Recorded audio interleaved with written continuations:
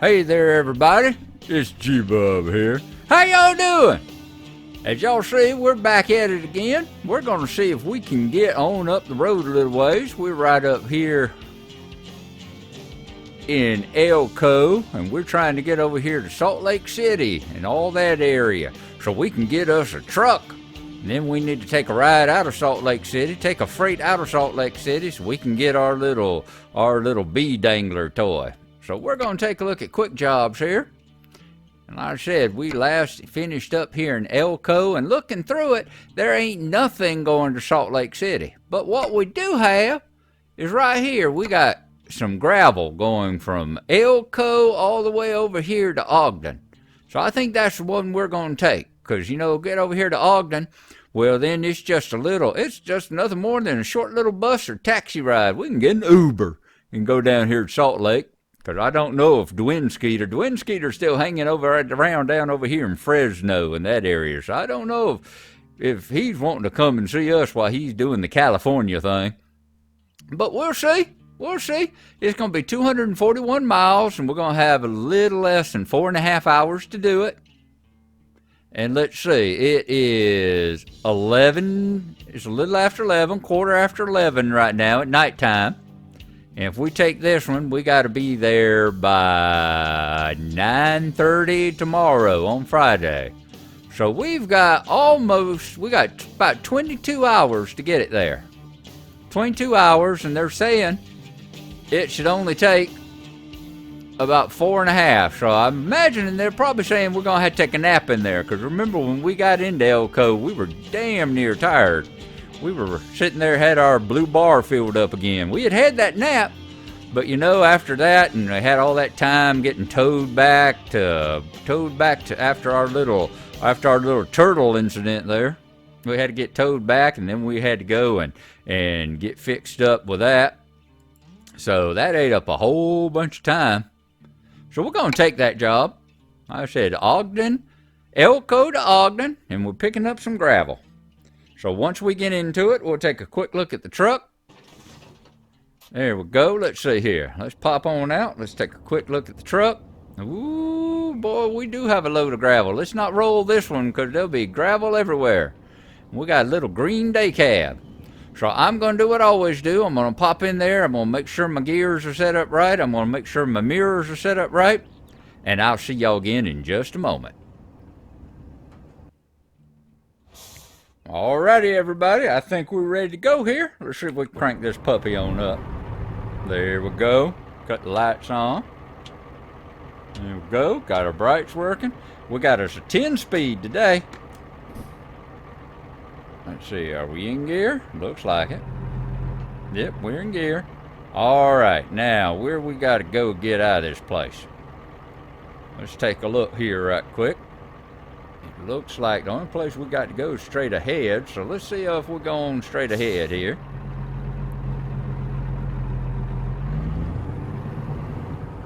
Good to know that trailer's coming on along behind us there. Let's not clip the building. Or clip that sand thing there beside us either. Move it on this way, move it on this way. And of course we got hung up on it, didn't we? No, we didn't get hung up on that. What did we get hung up on? Did we get hung up on anything? Take a look out and walk around it. Yep, we got hung. I guess the trailer got hung up on that maybe. Although I don't see no wheels on it, but it looked like it rocked us. Which way we gonna get out of here? Let's take a look at that too. We go to the right. Looks like we just keep going to the left there. So let's get back in our cab. And let's crank her back up again. Let's sit here and go, what heck happened? I don't think we got hung up on anything. I think we just...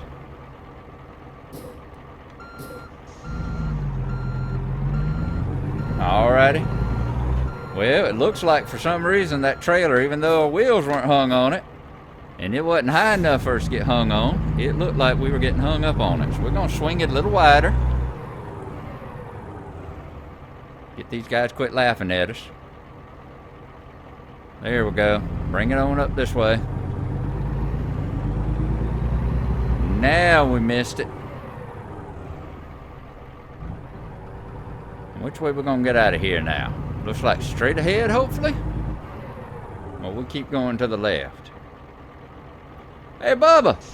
You tell me which way I gotta drive to get out of this place?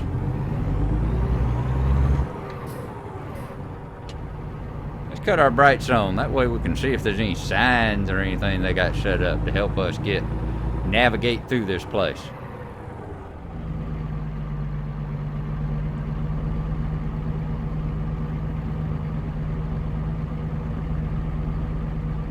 It's not hit their nice pretty fence there. Like those fences made out of poles and wires. We just take the whole darn thing down. Bet they make us pay for it. Well, they make our employer pay for it. So I guess it ain't so bad after all.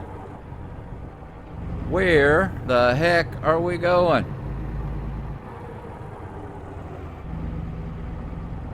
Let's see if we can squeeze out by this little building here. Like, really? Is this the way we're supposed to go?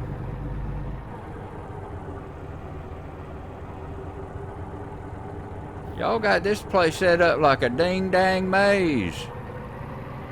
Last contract my lawyer had me sign wasn't this dang confusing.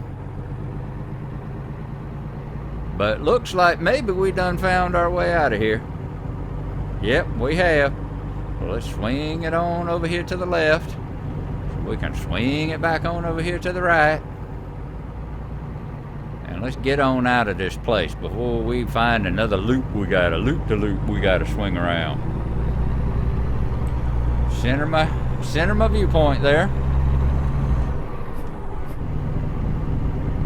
We're gonna see if we can drive on out of here.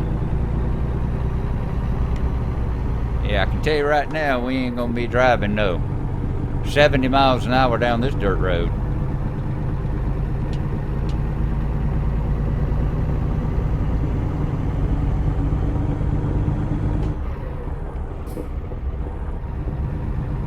Let's get it back into the evens. I prefer jumping all the way from 6 to 8 to all them. And it looks like in 200 yards, turn left. We're gonna make a left right up here. Turn left. Man, it is dark out here tonight.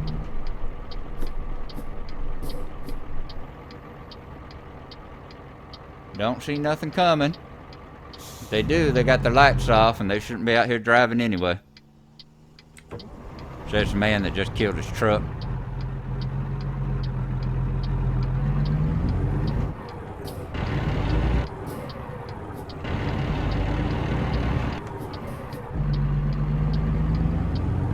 Well, one thing I can say, you hear me grinding them there. One thing I can say is I've talked before about how I've been watching some, actual truck drivers and doing all their driving and stuff like that.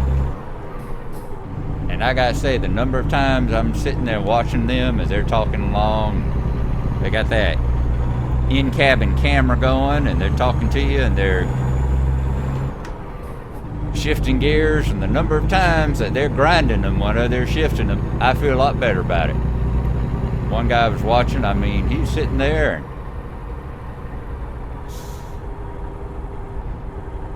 and he'd been driving for so long.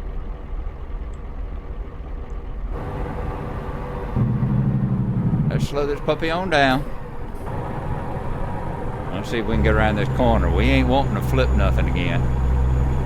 We've already given y'all the excitement of watching us flip. Y'all welcome for that, by the way. I like to keep you entertained. But we're not going to try and entertain you that much this time. We're going to try to make this a nice, boring trip all the way into Ogden. Yeah, I'm sorry about that. I know I got my brights on. Let me cut them off. I'll just be glad when we get up here on the freeway so we can open this puppy up a little bit. Y'all see lights flashing up there? I'm seeing lights flashing up there, and I don't know if it's real lights. In 200 yards, turn right. Or it's just some messed up neon. It looks like just some messed up neon. Turn right. Or it could be the moonshine. Alright, let's pull up to a stop. check to see if anything's coming. We're clear.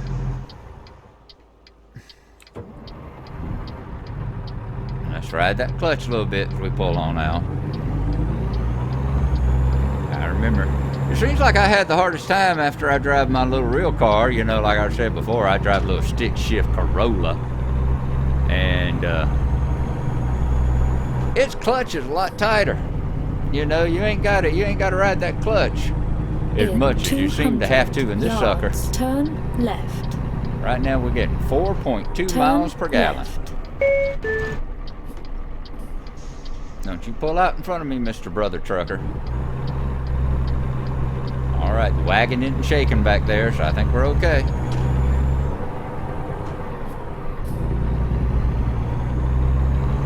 I see a car coming down by our left or something. I think we got it. Let's pull on out. There we go. I may cut him off, but that's just like another one of those advantages of driving at nighttime. Just like I said before, you got the advantage of you can drive along at nighttime and not see the trailer wagging and wobbling behind you, about to flip you over. And you got the advantage of driving at nighttime, and you don't see all the people screaming and shooting birds at you that you done cut off. Let's see, we got one shows us our speed. Fuel, distance, our miles per gallon, water temperature. Why don't we leave it just on MPG so we can see how much money we're costing the person that's paying our ticket here, huh? So 65 is the number. That's the magic number through here. And right, well, what are we doing? 45. We're going to try and see if we can't get it up to at least 60.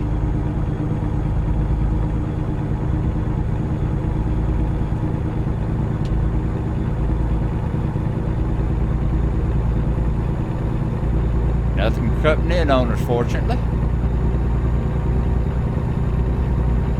55.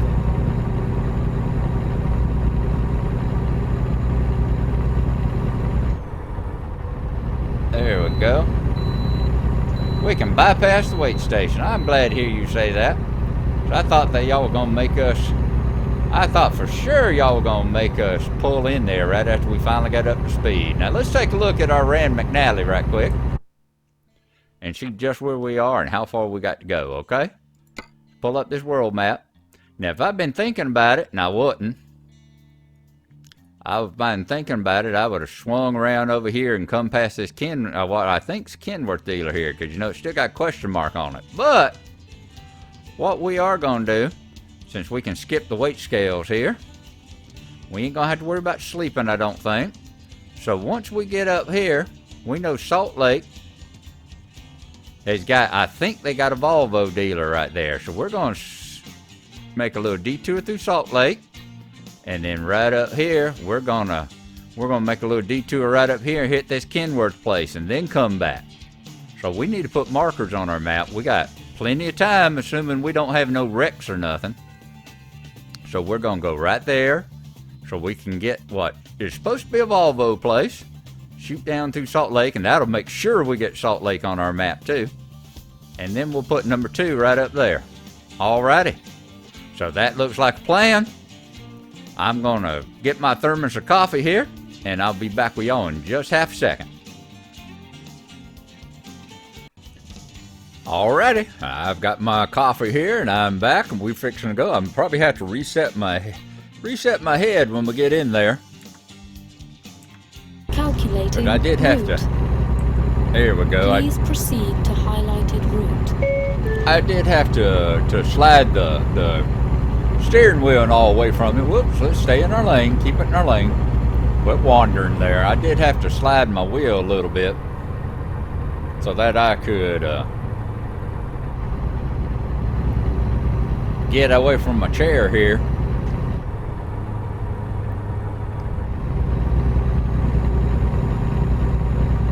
Oh, and it remembers my speed. I turned my cruise control back on. It looks like it pushed me back up to 60 again. But we'll see how it goes. Once again, I hope things are going good with all y'all.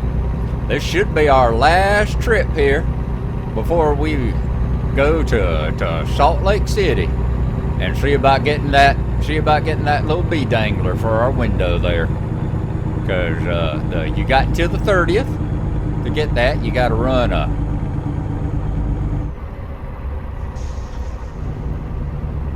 I say you got to run a load out of Salt Lake City.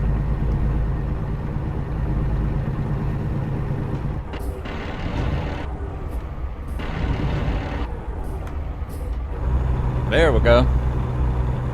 You got to road out of Salt Lake City. Boy, this is a bumpy road. Utah?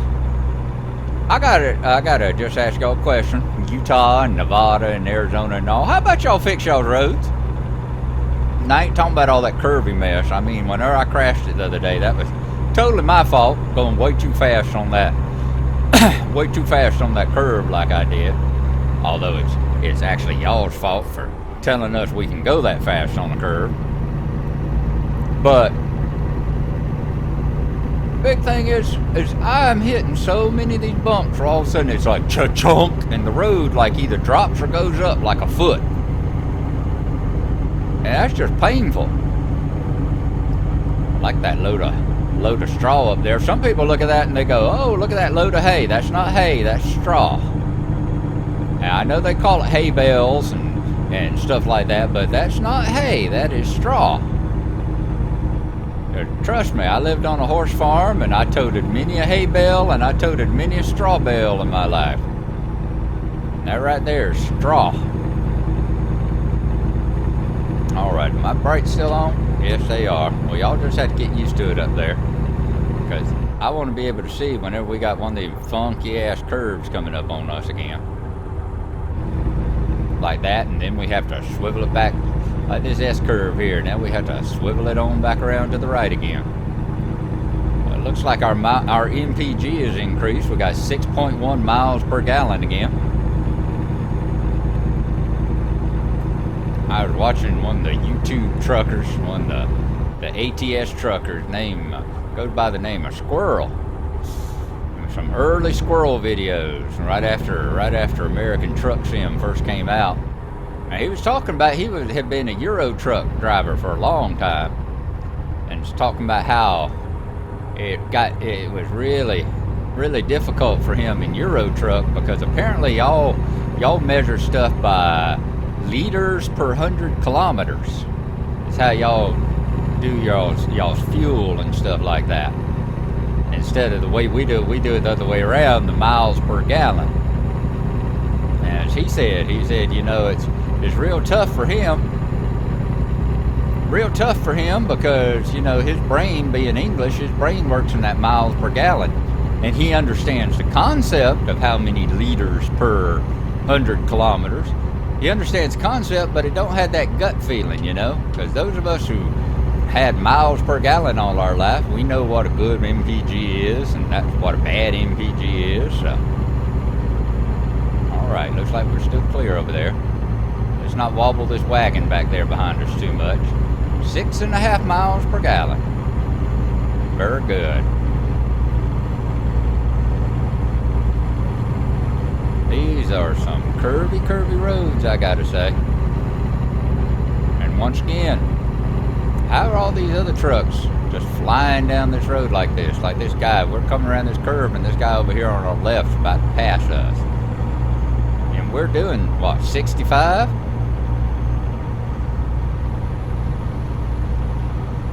Yeah, we're doing 65 and he's come past us, which means he's probably doing at least 70.